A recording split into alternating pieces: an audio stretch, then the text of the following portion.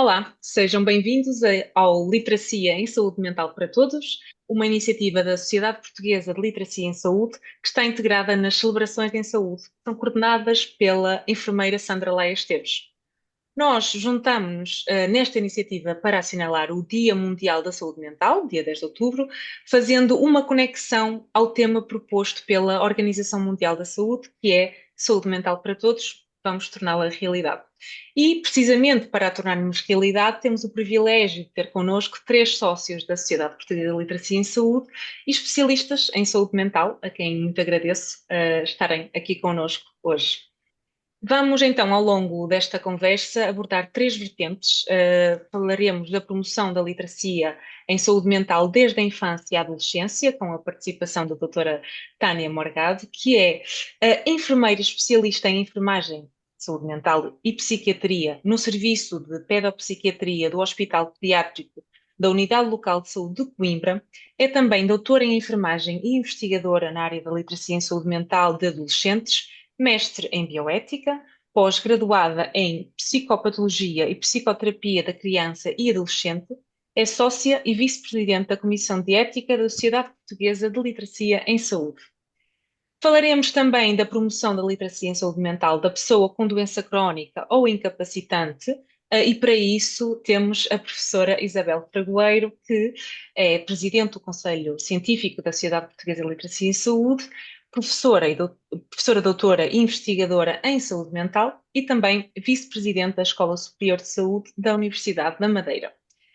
Falaremos ainda do contributo da promoção da literacia em saúde para a redução do estigma e para isso contaremos com a perspectiva do Dr. Rolando Andrade, que é psicólogo, especialista em psicoterapia, pós-graduado em psicoterapia e em psicologia do desporto, formador e supervisor clínico de psicólogos e colabora com várias instituições de saúde e ensino superior, onde é professor em cursos de pós-graduação e, obviamente, é também sócio da Sociedade Portuguesa de Literacia em Saúde.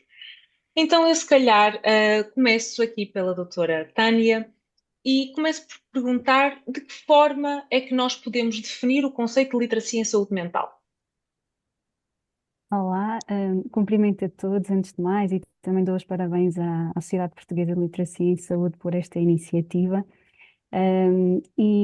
Talvez falar aqui um bocadinho até da história, né? Nós sabemos que o conceito da literacia em saúde surgiu muito antes, no século XX, em meados do século XX, mas só na década de 90 é que acaba por trazer aqui alguma formalização ao conceito, com o trabalho desenvolvido por NATBIM na Organização Mundial de Saúde, e realmente foi definido nessa altura como as habilidades cognitivas e sociais que determinam a motivação e a capacidade de cada um de nós para três aspectos fundamentais: o acesso, a compreensão e a utilização da informação em saúde para promover uma boa saúde. Na altura, autores australianos, nomeadamente Yorm e colaboradores, consideraram que essa definição estava demasiado focada na dimensão física e então trouxeram aqui esta a dimensão em relação à saúde mental para cima da mesa para a discussão e acabaram por definir o conceito como, no fundo, o conhecimento e as crenças sobre as perturbações mentais que ajudam no seu reconhecimento, gestão e prevenção. E é curioso que, na altura, os autores, partindo desta conceptualização, virada para as perturbações mentais, diziam que o conceito teria várias componentes, como o conhecimento, como prevenir as perturbações mentais, o reconhecimento quando uma perturbação mental se está a desenvolver, o conhecimento sobre as opções de procura de ajuda e dos tratamentos disponíveis, o conhecimento sobre as estratégias eficazes de autoajuda, nomeadamente para problemas menos graves, e as competências de primeira ajuda para prestar, então, em situações de doença mental, perturbação mental, problemas relacionados com a saúde mental, e nomeadamente até quando se desenvolve, por exemplo, uma situação de crise. Ou seja, partindo aqui destes conceitos, é interessante perceber que há aqui uma evolução do conceito da literacia em saúde mental ao longo de um contínuo de saúde-doença, que me parece bastante interessante aqui pontuar, nomeadamente depois ao longo também aqui do ciclo vital. Um, Talvez me possa ficar por aqui, sendo que autores mais recentes já introduzem a dimensão da literacia em saúde mental positiva, numa visão muito virada para a promoção da saúde, para um estado ótimo de saúde mental, o que é também bastante interessante. Uhum. Mas penso que poderemos depois aprofundar um bocadinho mais à frente.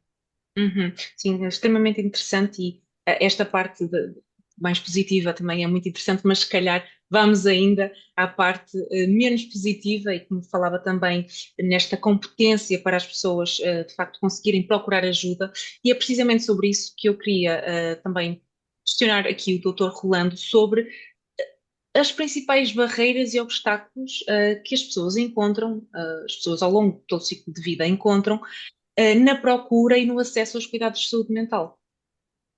Olá a todos e parabéns pela organização deste evento à Sociedade Portuguesa de Literacia em Saúde. Também vamos começar talvez por aquele obstáculo que é mais potente, mas é menos visível. Quando uma pessoa tem um problema de saúde mental, a sua adesão ao tratamento é baixa, muitas vezes. E o que acontece é que também, como a adesão é baixa, a eficácia do tratamento vai ser diminuída. Depois, à volta das questões da saúde mental, e a própria Tânia falou disso, quando falou que a literacia começou pela parte física, não é? Estas questões da saúde mental levantam sempre tabus na sociedade, levantam em nós também, muitas vezes, porque eu não sei, mas penso que é mais fácil falar de uma perna partida do que de uma questão de saúde mental. Eh, Se olharmos também para a rotulação, que muitas vezes é feita às pessoas com doença mental, vemos que podem ser considerados inúteis, perigosos, podem ser desvalorizados. Ah, ok, tens, sei lá, uma patologia depressiva, agora já não estás capaz de trabalhar, ou se calhar vais ser menos eficaz, etc. O que faz também muitas vezes com que as pessoas acabem por se isolar e não recorram, não procurem a ajuda necessária.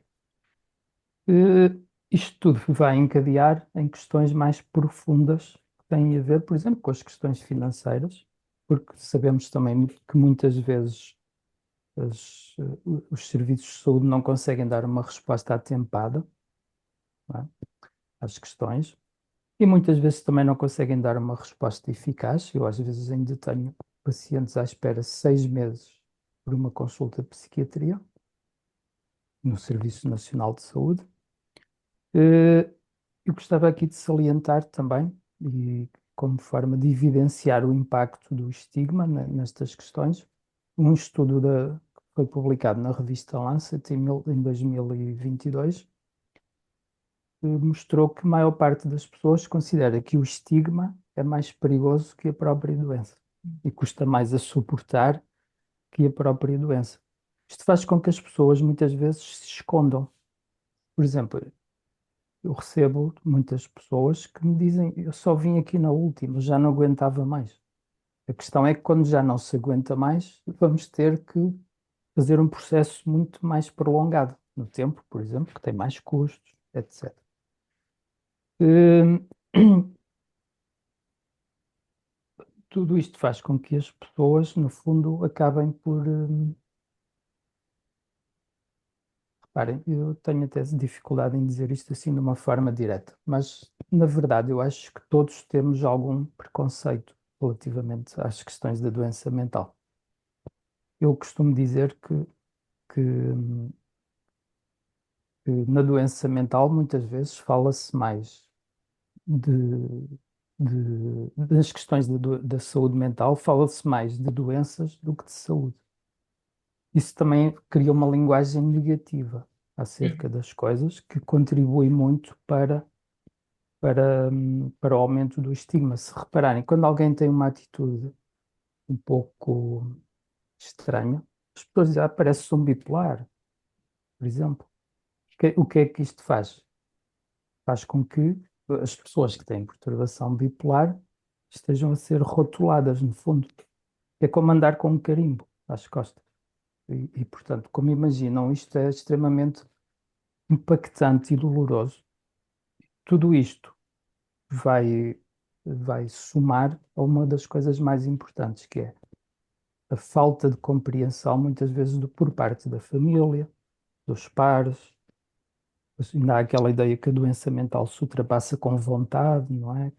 Se a pessoa fosse forte, não tinha este tipo de patologias. Portanto, estas questões do estigma impedem muitas pessoas de procurar ajuda Uhum. e de ter a ajuda que necessitam, ou porque não procuram, ou porque ela não é atempada, ou porque, na verdade, também na sociedade muitas vezes não é dada a devida importância Uhum. a estas questões. É muito mais fácil encontrar um médico, um nutricionista, às vezes, com um psicólogo, por exemplo, ou Sim. do que um psiquiatra. E também é mais acessível, é mais rápido, ok? Portanto, as questões do estigma basicamente contribuem muito para a dificuldade que as pessoas têm em procurar ajuda para um problema que é tão natural como uma doença física e que às vezes Sim. estão até em interação. Sim, sem dúvida nenhuma. E estas questões que são bastante, esta questão do estigma que é bastante problemática em todas as idades, talvez até tenha aqui um papel ainda mais preponderante quando estamos a falar da infância e da adolescência, porque é uma altura em que tudo está mais à flor da pele, não é? As coisas são ainda mais complicadas. E, portanto, se calhar, perguntava à doutora Tânia como é que nós podemos promover a literacia em saúde mental desde cedo, desde os pequeninos. Hum, Muito obrigada pela questão. É muito interessante e sem dúvida nenhuma que começar desde cedo é realmente importante e necessário, porque sabemos que o desenvolvimento precoce influencia as fases de vida seguintes, não é? E à medida que vamos vivenciando o nosso ciclo vital, estas fases ao longo da vida, efetivamente sentimos que cada uma delas estão relacionadas e o que fazemos na infância e adolescência pode importar. Sabemos que a infância e a adolescência caracterizam-se por ter um rápido crescimento, um desenvolvimento a vários níveis, em que as competências cognitivas, emocionais, sociais são muito importantes e influenciam a nossa saúde mental. E, e efetivamente isto contribui para que alguns autores nos digam que estas são fases de vida críticas para a saúde mental. A própria Organização Mundial de Saúde diz-nos que cerca de 10% das crianças e adolescentes, por exemplo, experienciam uma perturbação mental. E como dizia o Dr. Rolando, o facto de muitas vezes nós não procurarmos ajuda, é-nos dito também que destes 10%, a maior parte não procura ajuda nem recebe cuidados de saúde. E isto realmente é muito importante. Por exemplo, podemos citar o estudo recente da professora, liderado pela professora Margarida Gaspar de Matos em Portugal, aquele estudo mundial, mas que é liderado em Portugal pela professora e por colaboradores, dizem-nos que efetivamente em Portugal os nossos adolescentes têm dificuldades na gestão e no autocontrole das emoções, na resolução de problemas, ou seja, tudo estratégias que efetivamente se não forem trabalhadas desde cedo podem depois impactar, como dizíamos, na vida adulta, não é? E isto é importante, efetivamente, pensar em promover desde cedo a literacia em saúde mental. E trago para aqui também esta questão de que tanto é importante e tanto podem representar realmente fases de vida críticas para a saúde mental, como por si, pelas suas características desenvolvimentais, também podem ser uma oportunidade para a intervenção precisamente pelas características que falávamos, do desenvolvimento cognitivo, desta grande capacidade de desenvolvimento do raciocínio, do pensamento abstrato, né, o processamento rápido de informação e, ao mesmo tempo, a capacidade de a usar para tirar o máximo partido para a sua saúde mental. Por isso, se por um lado podem ser fases de vida críticas para a saúde mental, por outro lado, são realmente oportunidades para podermos promover e minimizar o impacto que isso possa ter na vida adulta ou em idades mais avançadas. De facto, a literacia em saúde mental é uma base fundamental e que tem mesmo que começar a ser trabalhada desde cedo, mas para os casos em que, na maior parte dos casos, é essa a realidade que não foi trabalhada desde cedo, que estratégias é que nós devemos utilizar para promover esta literacia em saúde mental, na idade adulta, doutor Rolando? Bom, Pegando aqui um bocadinho nas palavras da Tânia, eu convidava-vos a pensar neste exercício simples, simples de elaborar, mas difícil de imaginar. Caminhar manco toda a vida, ok? Vocês estão habituados, acho eu, a caminhar normalmente, experimentem fazer o exercício de caminhar manco ou em marcha atrás todo o resto da vida, porque e é isso que muitas vezes estas pessoas sentem, ok? E muitas vezes já sentem desde crianças, porque eu não posso dizer alimenta-te bem, faz por teres uma boa saúde, andar a ensinar as crianças a comer bem, se depois a criança, em termos de saúde mental, não tiver sido trabalhada também para, antes de mais, defender a sua saúde mental, Uhum. ok?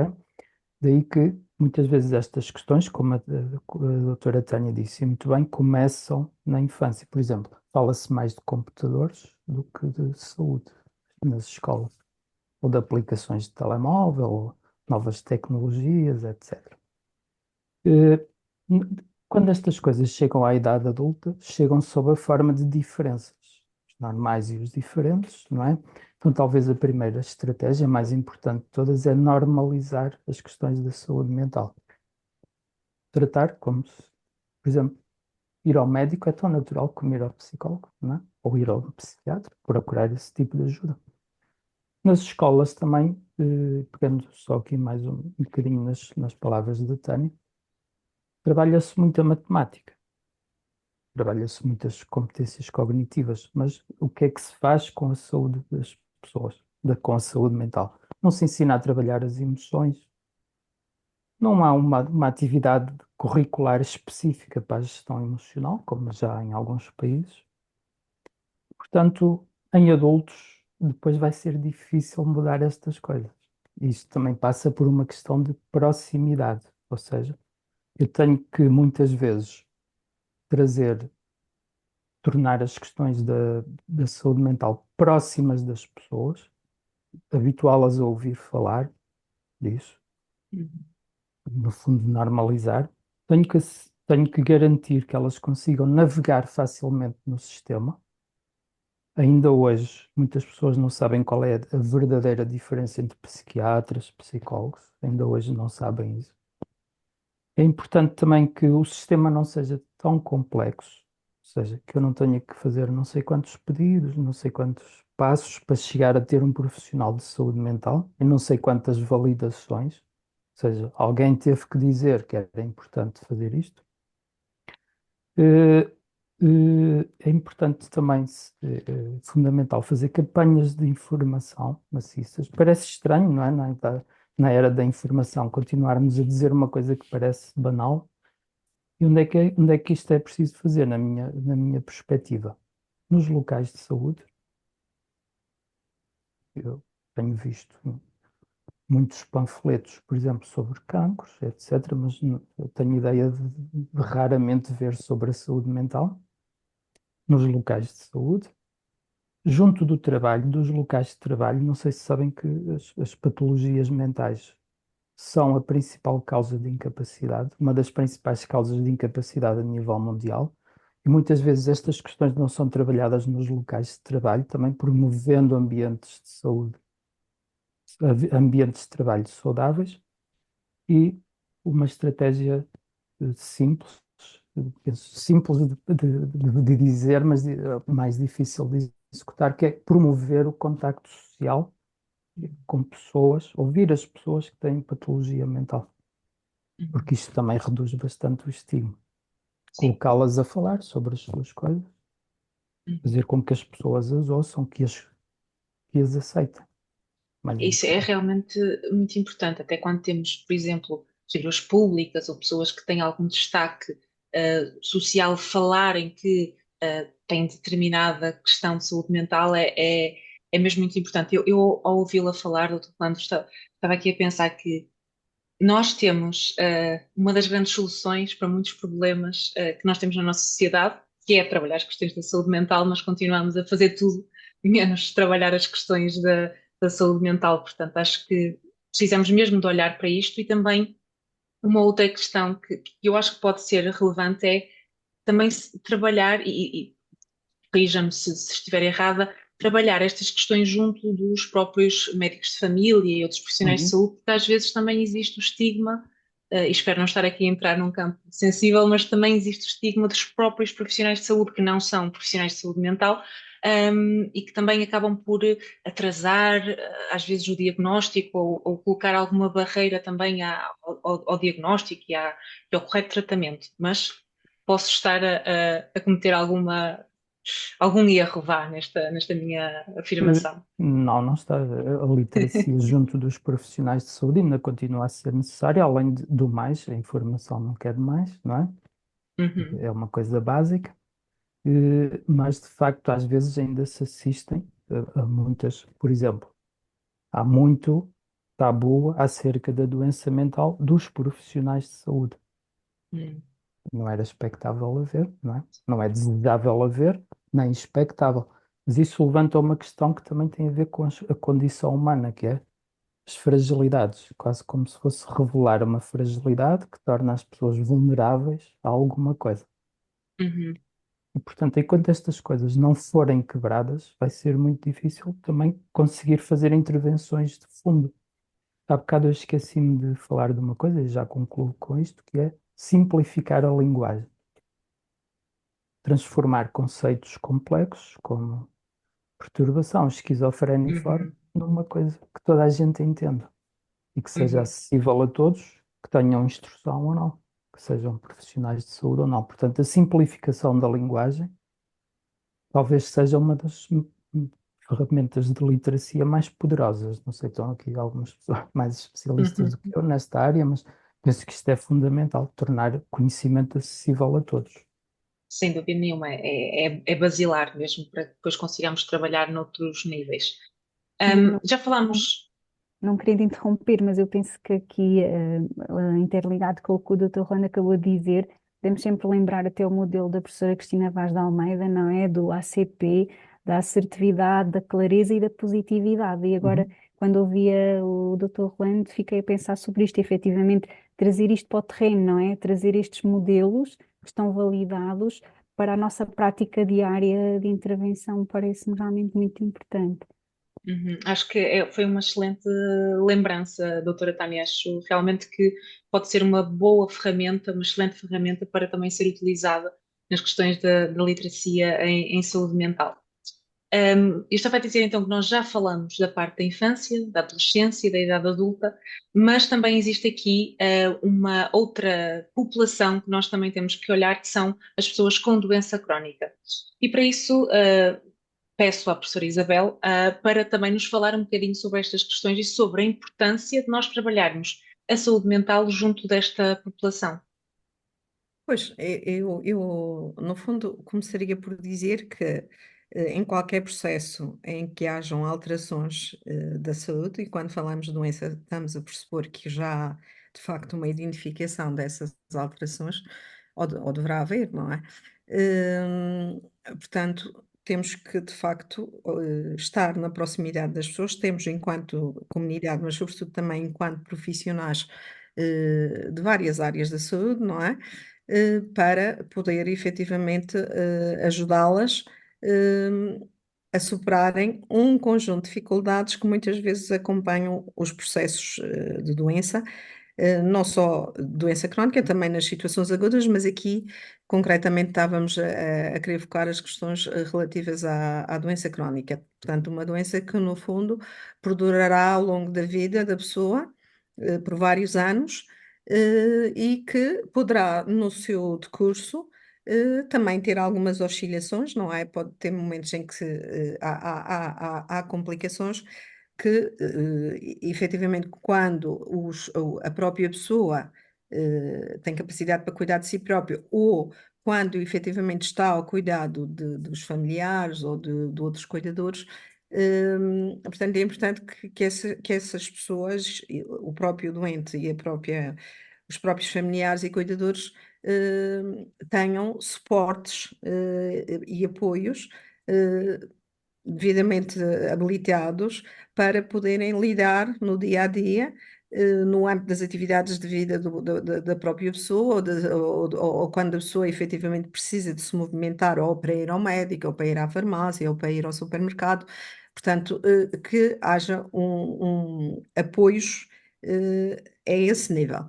Uma questão aqui muito importante que eu gostava de referir e de realçar na linha daquilo que os meus colegas acabaram de referir, a questão da comunicação, claro, é uma questão fundamental. E eu quase que aqui me atrevia um bocadinho a partilhar com os nossos ouvintes. Muitas vezes os próprios profissionais de saúde não têm muito tempo para disponibilizarem eh, na comunicação com o utente. E em alguns casos, e isso tem um bocadinho a ver com a própria organização dos sistemas e dos serviços de saúde, em alguns casos, até desvalorizam a importância da comunicação. Portanto, têm atitudes, de facto, do ponto de vista técnico, muito competentes, mas na verdade esquecem um bocadinho, ou estão de tal modo às vezes também sobrecarregados, e já se falou aqui, o Dr. Rolando falou da questão da saúde mental nos locais de trabalho, da promoção da saúde mental nos locais de trabalho, estão de tal modo sobrecarregados, quer do ponto de vista físico, quer do ponto de vista psicossocial, que de facto não revelam disponibilidade para estarem ouvirem, que é uma coisa muito importante quando as pessoas estão doentes, porque estão suscetíveis, necessariamente, as pessoas são muito mais do que a doença, não é?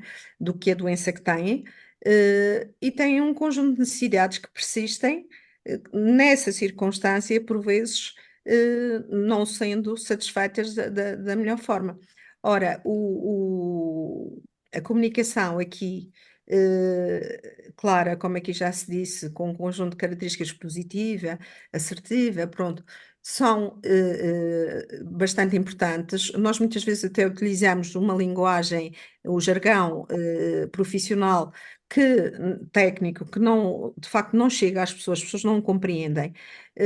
Mas eu acho que seria importante haver alguma reflexão nos próprios contextos de saúde, e não só, e quando falo de contexto de saúde, eu gostava de relevar aqui que um contexto muito importante é o dos cuidados de saúde primários, e, portanto, no contacto e na proximidade direta com as populações locais e com o conhecimento efetivo das características dessas populações, portanto, deve ser criado um espaço em que haja, de facto, o tempo de escuta necessário para nós compreendermos os problemas que efetivamente o utente sente, que os estão a incomodar, a perturbar, a causar sofrimento, e para também ensinarmos ao utente e darmos a oportunidade num ambiente de segurança e ao cuidador, neste caso até pode ser um familiar ou não,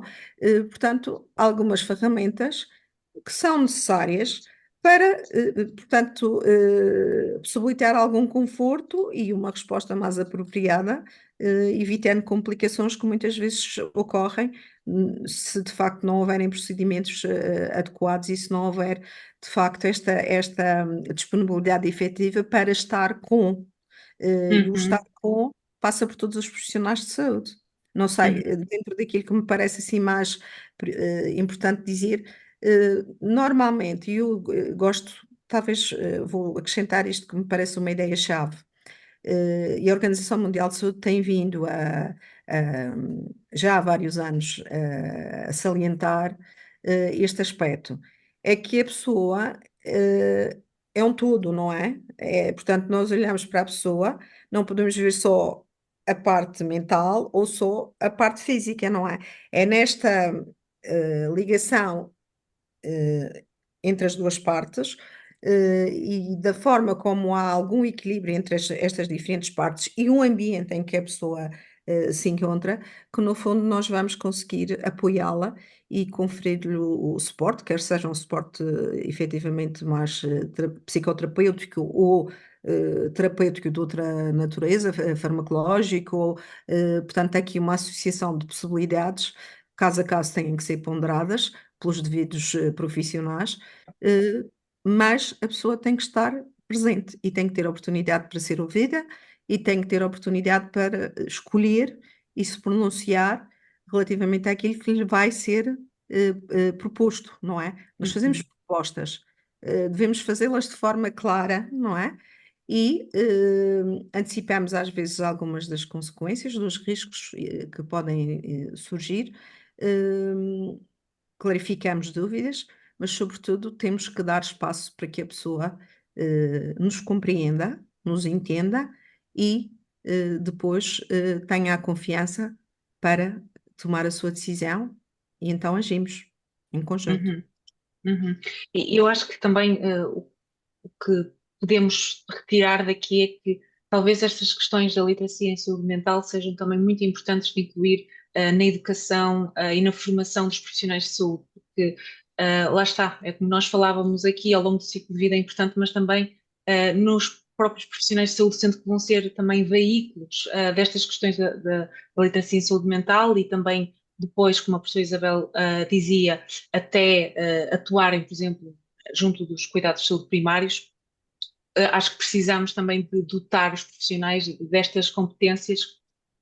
Acaba por ser também difícil, dentro da quantidade de coisas que têm no seu dia a dia, conseguirem também chegar a esta, quando ainda por cima nunca foram formados para tal. A professora Isabel também falou dos cuidadores e também desta ideia de que, por exemplo, nos cuidados de saúde primários poderíamos ter um espaço de escuta, gostei muito dessa expressão, para conseguirmos apoiar tanto as pessoas com doença crónica como os seus cuidadores, que sabemos que têm aqui um papel realmente muito importante, e dar-lhes então algumas estratégias. Que estratégias é que podem então ser adotadas junto destas pessoas para a promoção da sua saúde mental? Pois, eu vou, se calhar, dividir a minha resposta em duas partes, para acentuar dois aspectos que me parecem complementares. Por um lado, os próprios sistemas e serviços de saúde têm que se organizar para estarem na proximidade das pessoas, e vou usar aqui uma expressão que penso que é uma expressão popular e que eu posso usar sem qualquer problema, terem a porta aberta para aqueles que lá chegam. Pronto. Também temos que pensar que há fatias da população ou há segmentos populacionais que não têm força anímica, não têm motivação, estão de tal modo desorganizados que não vão eles próprios à procura de cuidados. Para esses é preciso encontrarmos respostas específicas, que não vamos aqui, obviamente, explorar, mas lembro-me, posso dar alguns exemplos, por exemplo, pessoas que vivem na rua, pessoas que têm quadros de dependências bastante já avançadas em situações com alguma desorganização e alguma desestruturação.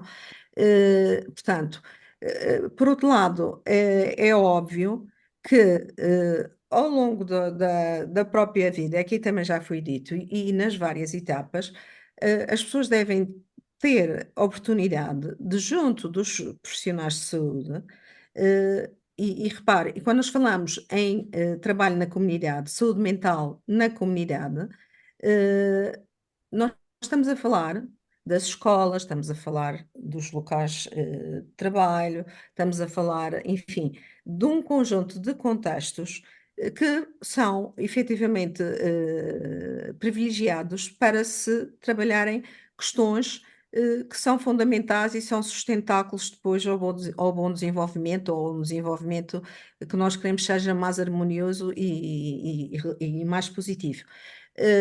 Eu penso que nós temos uma variabilidade muito grande a nível do país relativamente às diferentes regiões nestas respostas. Portanto, há provavelmente zonas do país onde a resposta de proximidade efetivamente está mais disponível, noutros, se calhar não, infelizmente, não é? Nas cidades, sabemos que, e sobretudo face às últimas notícias destes últimos anos, sabemos que o sistema de saúde tem estado um bocadinho também ele, vulnerável, mas é importante, efetivamente, se calhar, repensarmos em formas e em estratégias diferentes, diversificadas, adaptadas aos vários estadios de desenvolvimento da vida da pessoa, para chegarmos e às diferentes situações para chegarmos às mesmas, evitando complicações maiores. Os cuidadores, em particular, são pessoas que muitas vezes, dadas as cargas, as sobrecargas de trabalho, quer a nível físico, quer a nível de facto da emoção, emocional e afetivo, estão pela privação, às vezes até de poderem usufruir de descanso e de algum lazer e de vida social,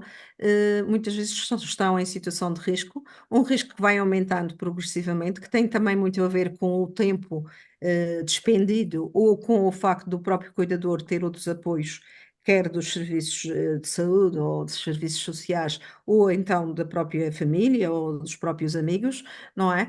Mas são aspectos que todos nós, de alguma maneira, devemos ter em atenção e devem realmente haver ações, diferentes ações e iniciativas. O doutor Rolando há bocadinho falava das campanhas, as campanhas para aumentar a literacia, provavelmente também para reduzir um pouco o estigma. Na verdade, as representações sociais continuam um bocadinho aquém daquilo que é o desejável, não é? E isso acaba por tornar muitas vezes a resposta mais difícil. Agora, é importante percebermos que há estratégias que podem ser usadas, que é preciso haver realmente uma gestão articulada de meios e recursos, porque os recursos não são, portanto, nunca são mais ou nunca são os necessários, vamos dizer assim, Uhum. ficam sempre um pouco aquém daquilo que é necessário, numa perspectiva integrada e, sobretudo, numa perspectiva humanizada que chegue junto das pessoas, quer seja no seu domicílio, quer seja noutras fases da vida, em contextos que são eletivos para o desenvolvimento, no sentido de se inventariarem e se detectarem riscos e se promover, sobretudo, a saúde mental. Eu acho que, claro que há doenças que vão acontecer sempre, mas o ênfase deve ser posto um bocadinho antes quanto a nós, com a Uhum. certeza de que vamos ter os apoios para as pessoas que precisam, devido às alterações que têm associadas à sua doença e que têm todo o direito de se pronunciar sobre aquilo que querem, sobretudo se, do ponto de vista cognitivo, têm as suas capacidades preservadas, não é? Quando Uhum. não têm, nós temos que assegurar a dignidade dessas pessoas. Sem dúvida. E o que me parece é que nós precisamos aqui de uma estratégia nacional para trabalhar as questões da literacia em saúde mental e que permita exatamente este acesso equitativo a estas soluções para a saúde mental, para conseguirmos de alguma forma reduzir estas dificuldades de acesso, também o aumento até dos problemas de saúde mental em áreas que até estão mais isoladas e que por si só já têm aqui questões de saúde mental mais complicadas e depois também não têm a resposta necessária. Portanto, precisamos de olhar de forma integrada, precisamos de olhar para o ciclo de vida, começar pelas escolas, para que de facto a saúde mental seja uma prioridade, porque eu acho que é quase chocante, não é? Que nós não estejamos a fazer nada de forma integrada, porque é a base para a maior parte das coisas. Claro, não somos só saúde mental, nem somos só saúde física, somos tudo, mas a saúde física tem estado bem trabalhada, não é? Não existe ainda estigma, tirando algumas questões em relação à saúde física, e a saúde mental, de facto, fica aqui ainda esquecida. Posso deixar aqui também, como há pouco o Dr. Rolando falava sobre as questões da informação, ou seja, termos informação sobre, e posso deixar aqui também, por exemplo, o mote para consultarem o Manual de Literacia em Saúde da Sociedade Portuguesa de Literacia em Saúde, que conseguem encontrar no nosso site, em splsportugal.com, e também, por exemplo, os textos do Dr. Rolando, que temos variados também dentro do nosso site, e, portanto, acho que pode também ser uma boa fonte de literacia em saúde mental para que quem quiser, quem nos estiver a ver e ouvir e quiser saber mais, poder então consultar. Para terminarmos este nosso encontro, eu gostava que cada um de vocês deixasse uma mensagem final para quem nos está a ouvir, pensando então neste mote que a Organização Mundial da Saúde definiu, que é a saúde mental para todos, vamos torná-la realidade, e se calhar pedi à doutora Tânia para começar então com a sua mensagem final. Muito obrigada. Sim, e de facto temos estado a conversar sobre isto, não é? Sobre esta necessidade de uma intervenção articulada, integrada, incluindo todos, em equipa multi, inter, transdisciplinar, não é? Já fomos falando aqui de vários profissionais, quer médicos, psiquiatras, pedopsiquiatras, quer psicólogos, quer enfermeiros de saúde mental, ou os enfermeiros da comunidade, ou os enfermeiros na área da saúde infantil, por exemplo, e pediatria. E efetivamente eu estava aqui a pensar sobre estas questões de garantir o acesso e a compreensão e depois a utilização no dia a dia, que me parece difícil, e nesta importância desde, efetivamente, eu estava a pensar que há pouco falamos muito na infância e adolescência, mas de repente agora ao ouvir os meus colegas fiquei a pensar que quando nasce uma criança, nasce um pai e uma mãe, não é? E estando próximos das pessoas, nos contextos onde elas estão, se calhar até já desde a fase perinatal, devemos trabalhar na promoção da literacia em saúde, da literacia em saúde mental, até dos pais, das famílias, e nessa proximidade à comunidade, e depois, como dizia também a Vânia, nos contextos, efetivamente, onde estão, e nomeadamente crianças e adolescentes nas escolas, não é? Com a comunidade escolar, não só programas não só dirigidos mesmo então a crianças e adolescentes, mas também aos professores, aos assistentes operacionais. E, efetivamente, é importante continuar a desenvolver estes programas e validá-los. Eu tive a oportunidade, por exemplo, de o fazer no meu programa de doutoramento, desenvolvendo uma intervenção psicoeducacional de promoção da literacia em saúde mental para adolescentes, hum, na área da ansiedade, mas efetivamente há outros programas que precisamos ainda atualmente de multiplicar pelo terreno e de forma efetivamente articulada e integrada. Eu Uhum. deixaria esta mensagem, então, realmente da literacia em saúde mental para todos, próximos de todos, nos seus contextos onde estão, e integrando todos, não é? Nesta visão Uhum. integrada. Excelente. E eu, se calhar, antes de passar ao Dr. Rolando, e também na sequência do que a doutora Tânia também disse, destacar aqui o trabalho também que a SPLS tem feito, precisamente no desenvolvimento das questões da saúde mental, junto dos estudantes de medicina, enfermagem, farmácia, nutrição, psicologia também, através do Dia da Prevenção do Suicídio, ou seja, através de conteúdos que foram criados para este dia, que também podem consultar no nosso site, e ainda até através de um concurso de vídeos que foi feito com a Associação Nacional de Estudantes de Medicina para conseguirmos, de alguma forma, completar esta formação também que os profissionais de saúde têm para estarem mais sensibilizados para as questões de saúde mental. Portanto, é mesmo como a doutora Tânia estava a dizer, isto tem que ser uma intervenção integrada e quase como um polvo que consiga chegar aqui a mesmo vários sítios. Doutor Rolando, peço-lhe então a sua mensagem final neste Dia da Saúde Mental. Obrigado. Ora bem, eu gostaria de começar a minha mensagem final com com esta ideia.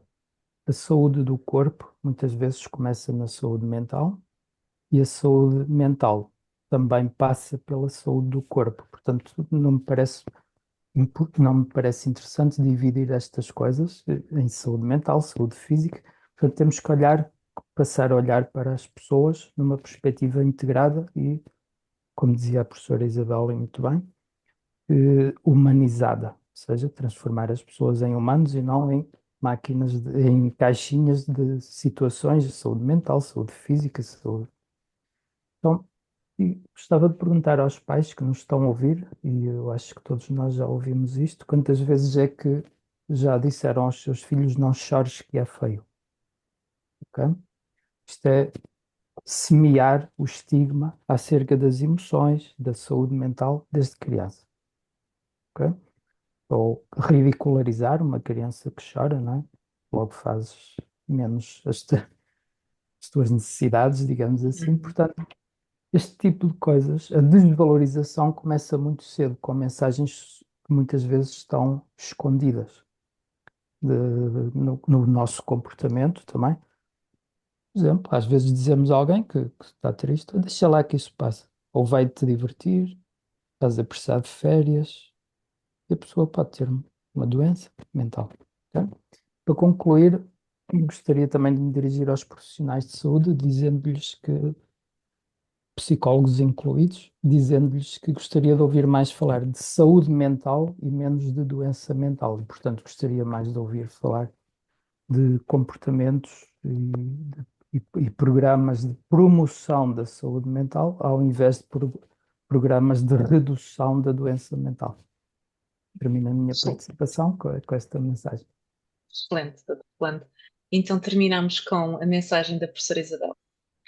Pois, e complementando aquilo que os meus colegas disseram e que eu de facto corroboro, eu gostaria de pôr aqui o meu ênfase final na importância de nós preservarmos e irmos ao encontro de grupos populacionais, segmentos populacionais muito vulneráveis, que de facto também não perdem a sua condição de seres humanos e de pessoas. Eu acho que a nossa sociedade, de facto, que é uma sociedade democrática, é uma sociedade que preza um conjunto de valores relativos aos direitos humanos, não deixa de ter, de facto, eh, grupos segregados, infelizmente. Pois é para esses que eu deixo aqui a mensagem, dizendo que todos nós nos devemos questionar o que é que podemos fazer mais, todos os cidadãos, independentemente da nossa diferenciação académica, mesmo com a nossa diferenciação académica, eh, em como podemos, de facto, tornar o dia a dia dessas pessoas mais humano e, de facto, menos sofrido. Acho que o país está a precisar que se faça um debate sobre isto. E perdoem-me, vou só aqui citar 2 ou 3 grupos populacionais que me lembrei agora, porque quase todos os dias nós ouvimos falar por razões diversas, até na própria comunicação social, pessoas que são refugiadas, pessoas que são migrantes, pessoas que são que têm realmente problemas de doença mental e que estão nas ruas, os sem-abrigo, os chamados sem-abrigo, a população sem-abrigo, pessoas com determinados tipos de limitações provenientes de deficiências.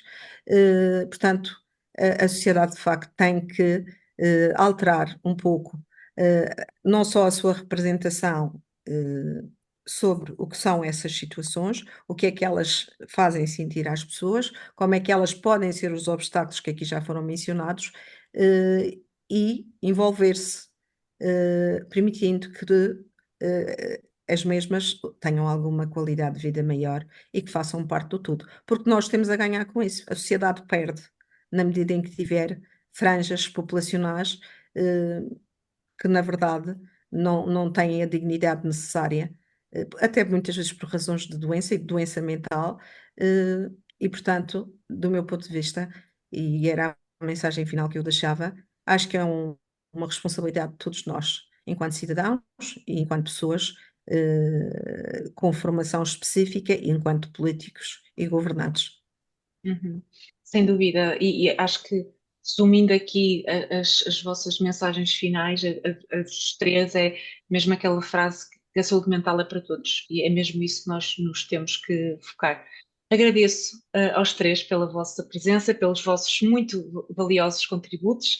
Agradeço também à enfermeira Sandra Leia Esteves, que organizou também este encontro e que o tornou possível. E em nome da Sociedade Portuguesa de Literacia em Saúde, que organizou este encontro, agradecemos a todos os que nos tiveram a ver e a ouvir, e, portanto, deixo também a minha pequena mensagem final, que vale o que vale, que é para que todos tirem um tempo para cuidar da sua saúde mental e que, de facto, façam dela uma prioridade, porque as pequenas mudanças de hoje são, se calhar, as grandes conquistas de amanhã. Muito obrigada a todos. Obrigada a Obrigado. nós Obrigado. também pela oportunidade de Obrigado. estarmos aqui. Obrigada.